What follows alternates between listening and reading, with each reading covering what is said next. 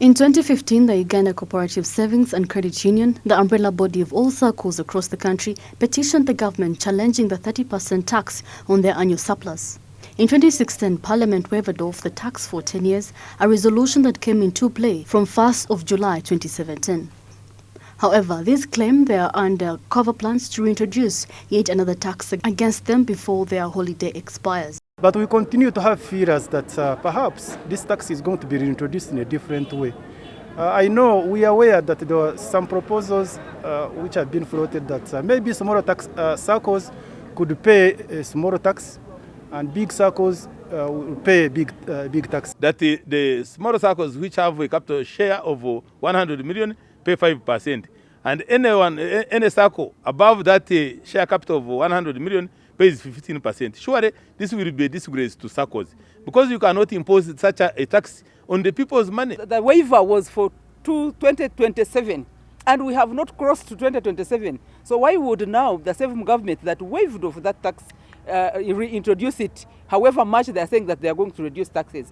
Have they evaluated and seen that actually the SACCOs have grown? Have they reached that stage where we anticipated that they should have reached? Have they looked at those SACCOs that are still struggling?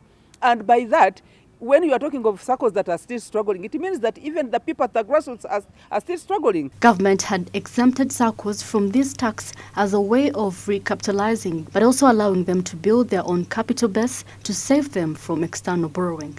Mushanga SACCO, located in Shemba district, for example, made annual surplus over 1.7 billion, of which 30% corporation tax of this amount has been retained to capitalize their institution and 40 to 60% for members in dividends.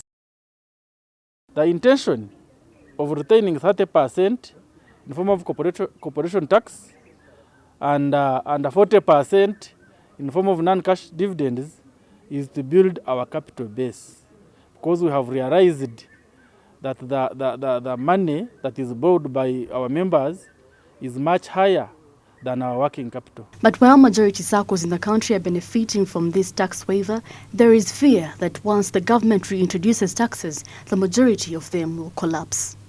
I don't think that there is any single member of parliament that is going to support that. If we waived it off to enable SACCOs grow, now we cannot come back and say that reintroduce the taxes. I think government should look for other avenues where they can collect taxes rather than squeezing the already SACCOs that we want them to grow.